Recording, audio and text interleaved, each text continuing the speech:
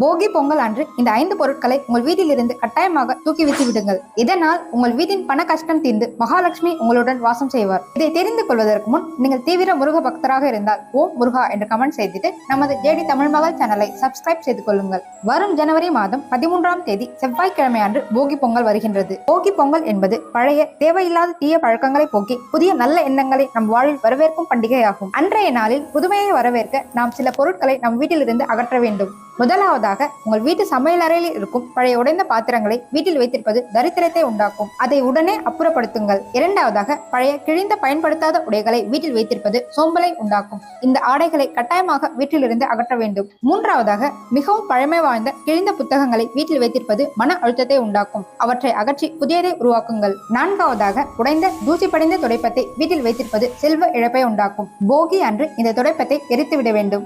ஐந்தாவதாக பழைய பயன்படுத்தாத காலணிகள்